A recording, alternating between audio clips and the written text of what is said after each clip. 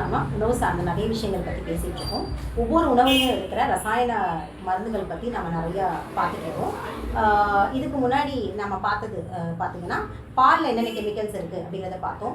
Refined ஆயிலில் இருக்கிற refined ஆயிலில் எக்ஸேன் பயன்படுத்தி எப்படி வந்து எண்ணெயை வந்து ஒரு செயற்கையான ரசாயன திரவமாக மாற்றிருக்காங்கன்றதை பார்த்தோம். அப்புறம் வந்து ஒவ்வொரு எண்ணெய்களில் இருக்கிற என்னென்ன பிரச்சனைகள் இப்போ இருக்கிற, அதாவது செக்கில் இல்லாத பேக்கெட் பண்ண சீல் செய்யப்பட்ட எண்ணெய்கள் இருக்கிற பிரச்சனைகளை பார்த்தோம். பால் சம்மந்தப்பட்ட பார்த்தோம். மைதாவில் அலாக்சான் இந்த மாதிரி அதனால் வர்ற ப்ளீச்சிங் பவுடர் அந்த மாதிரி போட்டு எப்படி மைதாவை கெடுக்கிறாங்க. அப்போ அந்த பரோட்டா சாப்பிட்றதுனால, மைதாவில் செய்யப்பட்ட பரோட்டானால என்னென்ன பிரச்சனைகள் வருது அப்படிங்கிறத பற்றி பார்த்தோம். இன்றைக்கி பால் பவுடரை பற்றி நம்ம பார்ப்போம். குழந்தைங்களுக்கு அதிகமாக பயன்படுத்துகிற பால் பவுடரை பற்றி பார்ப்போம். ஒவ்வொரு உணவுகளையும் எப்படி வந்து நம்ம வந்து ஏன் வந்து அந்த உணவுகள் நம்ம எடுத்துக்கிறோம் அப்படின்னு பார்த்தீங்கன்னா, ஒவ்வொரு உணவையும் இன்றைக்கி ரசாயனமாக மாற்றுறதுக்கு என்ன அடிப்படையாக இருந்ததுன்னு பார்த்தீங்கன்னா, அலோபதி மருத்துவருடைய விளம்பரங்கள் தான். அவங்க சொல்கிறதுனால தான் இன்றைக்கி எல்லாமே இந்த அளவுக்கு வந்து காரணம் என்ன? ஒரு காலத்தில் வெறும் அடல்ட்ரேஷன், அதாவது வியாபார நோக்கத்தோட வியாபாரிகள் என்ன பண்ணுவாங்கன்னா, பணம் சம்பாதிக்கிறதுக்காக சில கலப்படங்கள் தான் கலந்துட்டு இருந்தாங்க இல்லையா? அரிசியில் நான் ஏற்கனவே சொன்ன மாதிரி அரிசியில் கல் போடுறதோ இல்லை சர்க்கரையில் வந்து ரவை கலக்கிறதுன்ற மாதிரியான சில ஒரு மினிமமான ஒரு கலப்படங்கள் செஞ்சுட்டு இருந்த காலம் போய் இனி ஃபுட் கண்டாமினேஷன் ஆயிடுச்சு. அந்த ஃபுட் கண்டாமினேஷன் ஏன் கொண்டு வந்தாங்கன்னு பார்த்தீங்கன்னா, இந்த பக்கம் மருந்து வியாபாரம் நடத்துறதுக்காக, இங்கே நோயாளியாக மாற்றுறதுக்கான, எப்படி ஒரு லேபில் வந்து ஒரு எலியை வந்து இன்ஜெக்ஷன் போட்டு நோயாளியாக மாற்றி அதுக்கப்புறம் அதுக்கு வந்து மருந்து கொடுக்குறாங்களோ, இன்றைக்கி நம்ம எல்லாருமே வந்து நோயாளிகள் தான், லேப் எலிகள் தான். நம்மளை எல்லாரும் நோயாளியாக மாற்றிட்டு அதுக்கப்புறம் மருந்துகளை கொடுத்து குணப்படுத்துகிற மாதிரி ஒரு பாசாங்க தான் இன்றைக்கி அலோபதி மருத்துவம் பண்ணிகிட்ருக்கு. அதுக்கான விஷயந்தான் இன்றைக்கி ஒவ்வொரு உணவுலையும் வந்து ரசாயன மிகுதி, ஒவ்வொரு உணவையும் வந்து பேக் பண்ணி சீல் பண்ணி விளம்பரப்படுத்துறதுக்கான காரணம் என்ன அப்படின்னு பார்த்தீங்கன்னா, மருந்து வியாபாரத்துக்காக தான். கார்ப்பரேட் கம்பெனிகளுடைய வியாபார நோக்கே வந்து அந்த மருந்துகளை வியாபாரம் பண்ணுறதுக்கு என்னென்ன தந்திரங்கள்லாம் நம்மளால் செய்ய முடியுமோ அதை அத்தனையும் செய்கிறாங்க. காலையில் நம்ம வளர்க்குற பேஸ்ட் முதற்கொண்டு, அந்த பேஸ்ட்டில் கலக்கிற நிக்கோட்டின், அந்த நிக்கோட்டின் என்ன, சிகரெட்டில் பயன்படுத்துறது, அதோடைய தன்மை என்ன, அடிமையாக்குறது, போதை மருந்து மாதிரி நமக்கே தெரியாமல் நம்ம போதை மருந்தை எடுத்துக்கிட்டு இருக்கோம். நம்மளால் பேஸ்ட் இல்லாமல் வேறு ஒரு பல்பொடியோ இல்லை வேறு மாற்று ஒரு ஒரு ஒரு இயற்கையான பொருளையோ மாறத்துக்கு முடியாது, நமக்கு பிடிக்காது. ஒரு தடவை நீங்கள் அதை பயன்படுத்தினாலும் நம்ம மைண்டு ஃபுல்லாக அந்த பேஸ்ட் வளர்க்கலையே அப்படிங்கிற ஒரு இடத்துல தான் போய் நிற்போம். அந்த அளவுக்கு நம்மளை வந்து போதையாக்கியிருக்கான். பேஸ்ட் வளர்க்கி நமக்கு வழவழப்பாக இருக்கிறதும், சோப்பு போட்டு நம்ம வந்து சுத்தமாக இருக்கிறது தான் வந்து நம்ம விரும்புகிறோம். அந்த அளவுக்கு நம்ம வந்து போதையாகிட்டோம். ஸோ இந்த மாதிரி நம்மளை அடிமைப்படுத்துறதுக்கு காரணம் என்ன அப்படின்னு பார்த்தீங்கன்னா, அவங்களுடைய மருந்தை வியாபாரம் பண்ணுறாங்க. அப்போது இந்த மருத்துவ கம்பெனிகளோட இந்த மருத்துவ கம்பெனிகளோட தந்திரம் தான் இன்றைக்கி ஒவ்வொரு உணவுகளுமே வந்து ரசாயனங்களாக மாறிட்டு இருக்கு. அதுவுமே எதனால்? நம்மளுடைய அதிகப்படியான பயன்பாடு.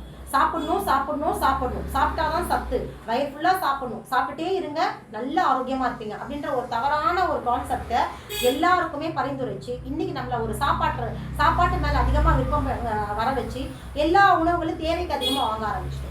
அரிசி முதற்கொண்டு, எண்ணெய் முதற்கொண்டு, பால் முதற்கொண்டு தேவைக்கு அதிகமாக வாங்குற அளவுக்கு இன்றைக்கி நம்மளை ஒரு மைண்ட் செட்டப்புக்கு கொண்டு வந்துட்டாங்க.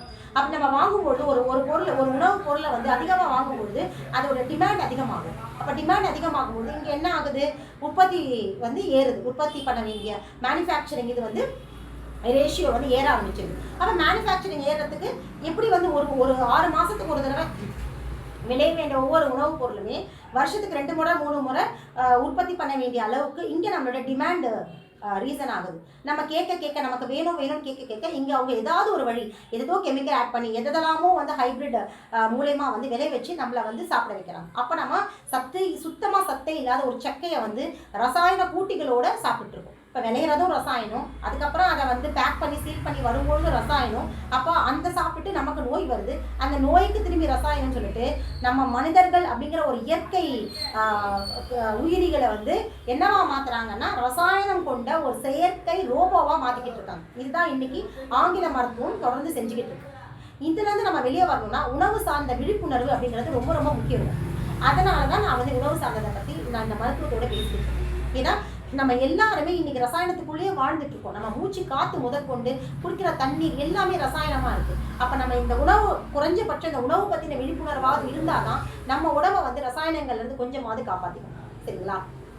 இப்போ அடுத்தது பால் பவுடர். இப்போது எதுக்கு நம்ம வந்து பால் சாப்பிட்றோம் அப்படின்னு பார்த்தீங்கன்னா, அதுக்கு பின்னாடி ஆன ஒரு விஷயம் என்ன?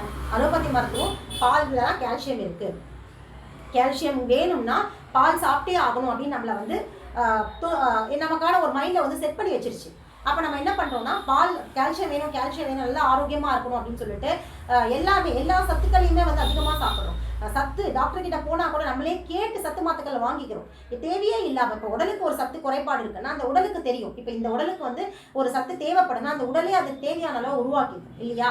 நம்ம மிகுதியாக வந்து நம்ம உடம்புக்கு வந்து இப்போ சப்போஸ் நான் ஒரு உதாரணமாக சொல்கிறேன், நம்ம உடம்புக்கு ஒரு 5% தான் வந்து கால்சியம் குறைபாடாக இருக்குது, ஒரு 10% தான் வைட்டமின் குறைபாடாக இருக்குது அப்படின்னு இருக்கும்பொழுது இப்போ இது 5%க்கு தேவையான அளவு நம்ம என்ன தேவையோ அது உடல் உருவாக்கிக்குமா, இல்லை நம்ம சாப்பிட்ற பாலில் வந்து ஒரு 20% கால்சியம் இருக்குன்னா அப்போ அந்த 20% நம்ம எடுத்துக்கும்போது மிகுதி தானே.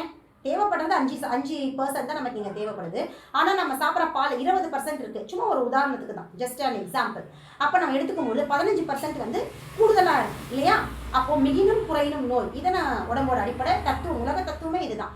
மிகினும் குறையினும் நோய், குறைஞ்சி இருந்தாலும் நோய் தான், அதிகமாக ஆனாலும் நோய் தான் இல்லையா. அளவுக்கு அதிகமானால் அமிர்தமும் நஞ்சு. அமிர்தத்தையே கூட தேவைக்கு அதிகமாக சாப்பிடும்பொழுது அது நஞ்சா மாறக்கூடிய தன்மை இருக்குன்றத நம்ம ஆன்றோர் வாக்கு. அப்போது 5% தேவையான கால்சியமு 20% நம்ம கால்சியம் இருக்கும்பொழுது மிகுதியாகி அதுவுமே உடலுக்கு பலவிதமான தொந்தரவுகளை கொடுக்கும் அப்படிங்கிறத அடிப்படை.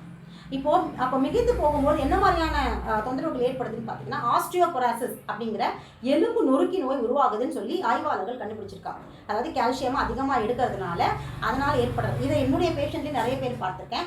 கால்சியம்காக அக்யூகால் போன்ற கால்சியம் டேப்லெட்ஸை ருட்டீனாக சாப்பிட்டு வந்துட்டு ஒரு சர்டன் பீரியடுக்கு மேலே கால்சியம் நிறைய வேணும்னு சொல்லி சாப்பிட்டே வரவங்களுக்கு எலும்பு சாதாரண நிலையில் சும்மா லைட்டாக கீழே விழும்பொழுது கூட உடஞ்சி போகிற அளவுக்கு எலும்பு பலகீனமாக